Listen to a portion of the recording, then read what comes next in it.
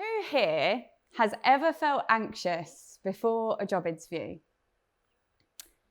Who has ever felt overwhelmed before meeting a group of new people? Who has ever felt nervous while presenting to colleagues or classmates?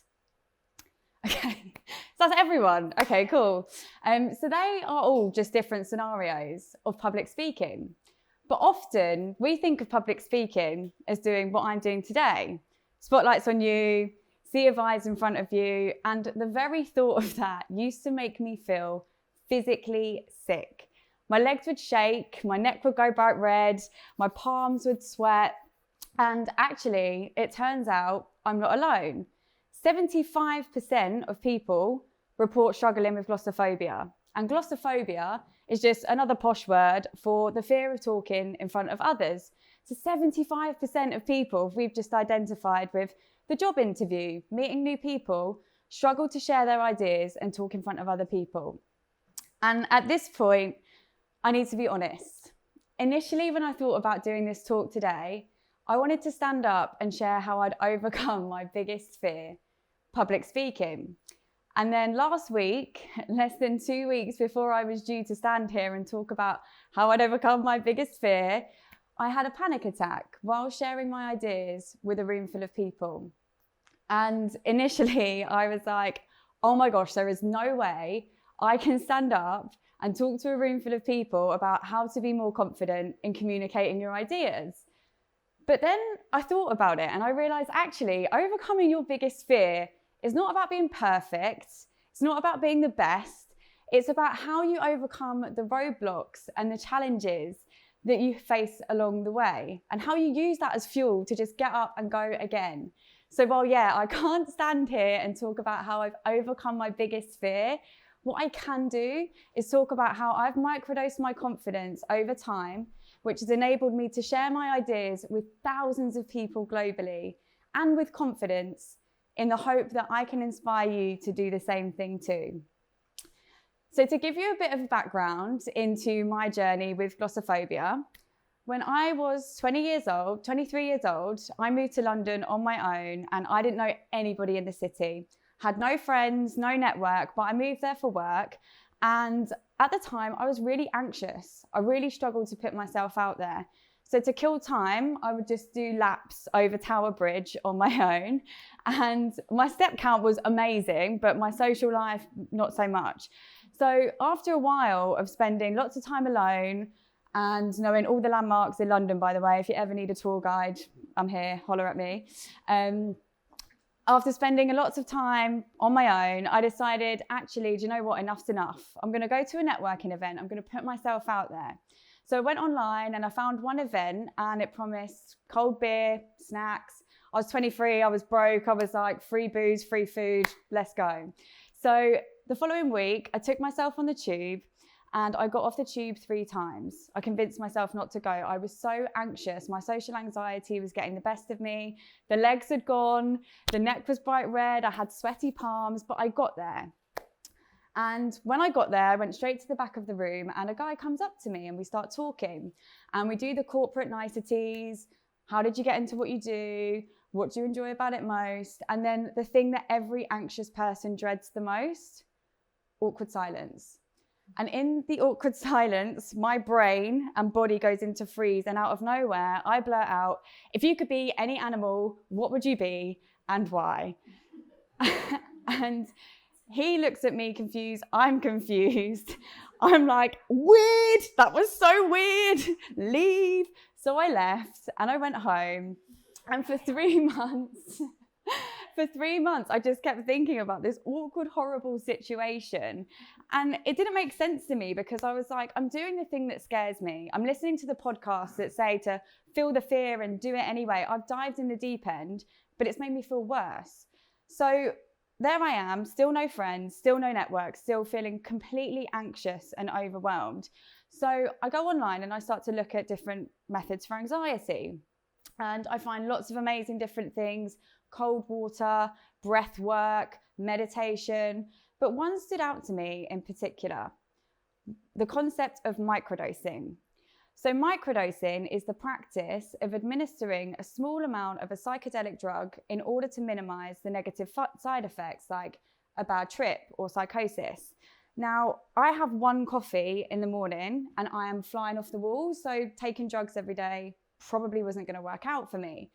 But I loved this idea of injecting a small amount of something in our day-to-day lives in order to minimize the negative side effects like asking a stupid question at a networking event, your legs shaking and your neck going bright red. So I thought, okay, how about applying this concept of taking something and just small measures daily? How about we do that with confidence?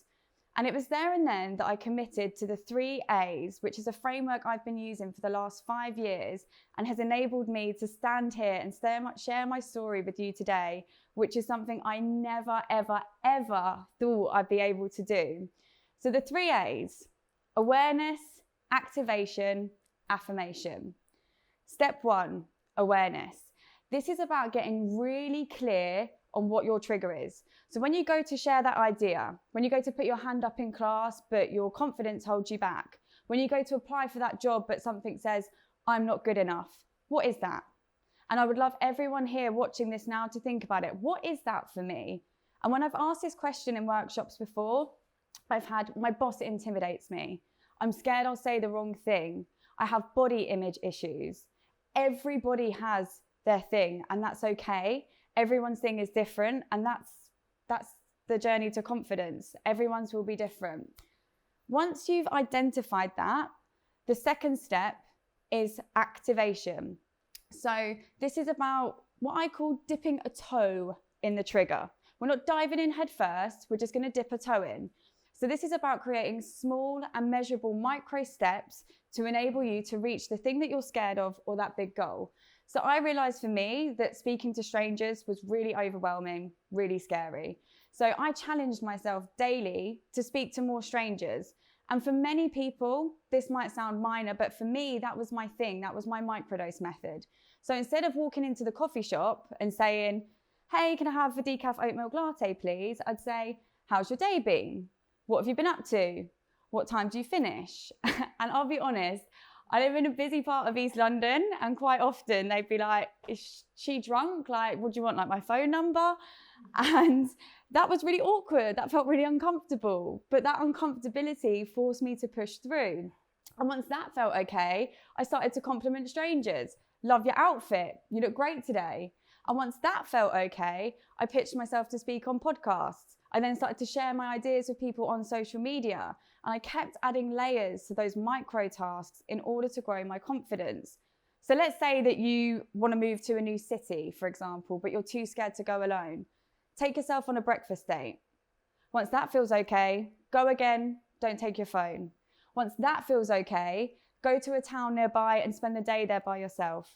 Once that feels okay, go even further afield. Keep adding layers to the things that are scaring you. Again, for everyone watching this, I'd love for you to think about what's your activation plan? How can you implement small micro shifts into your day-to-day to build you up to that thing that is scaring you? We live in a world dominated by overnight success. But the thing is, in order for us to achieve our goals, we have to go slow and steady. Diving into the deep end doesn't work for everybody, and it certainly didn't work for me. And then the third and the final, and probably the most important step, affirmation. This is about acknowledging and affirming your progress. One study from Benjamin Harkin that monitored 19,000 participants found that those that monitored and tracked their goals were far more likely to succeed in achieving it. So for example, my sister has a note section in her phone, great things that happened this month, where she documents all of her micro wins. So when she's not feeling her best self, she can go back and look at all of her micro wins and pick herself back up. You might want to find an accountability partner. There's research to suggest that if you have someone to hold you accountable while setting micro goals, you're far more likely to achieve them. It could be that you journal your micro wins. This is my preferred method, but there is something so special when you're in that moment of self-doubt and having a log of things that you've achieved, and even things that used to terrify you that now feel like second nature. That is such an incredible feeling for when you're not feeling your best self. So the 3 A's: awareness, activation, affirmation. As I said, I've been using this for the last 5 years, and it is what's enabled me from going to too scared to speak up to sharing my ideas with many, many people. So 75% of us, right? 75% of people struggle with glossophobia. That's huge. In addition to that, 52% of young people say that they've lost confidence in themselves. So that is a huge amount of people who have incredible ideas, so much to offer others, but are lacking the confidence to bring them to life. And these aren't just statistics, by the way. I see this play out all of the time. Since working on my own confidence, I've had the privilege of working alongside some incredible people. I've worked with founders and CEOs who can command a meeting room with passion and confidence, but become completely socially introverted. I've worked with creatives who have groundbreaking ideas, who struggle to voice them in a professional capacity, but become the life and soul of the party after 6 o'clock. I've lectured students who have incredible concepts, who don't want to share them in front of their classmates because they're scared they'll be laughed at, but they'll make TikToks for strangers on the internet. And the point is, everyone's confidence journey looks different. Your journey is meant to be unique, and that's okay. The challenge we have right now is that we live in a world dominated by social media. So we open our apps and we see that Simon just got a promotion. Aisha just got investment for a startup. Becky just made a new app. And what we end up doing is comparing our micro wins to these huge accolades. But actually, it's the micro wins and the micro shifts that we introduce into our day-to-day lives that enable us to achieve those big wins in the first place.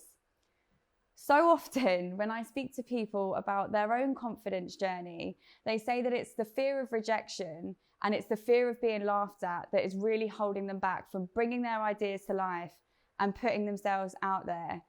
And something that someone said to me a few years ago, which has always stuck in my mind and has been pivotal in my own confidence journey, is this: anyone who is laughing at another human or taking the mick out of someone for trying to do well for themselves and put themselves out there is usually always projecting their own insecurities onto that other person. It is always about them. It's actually not about you.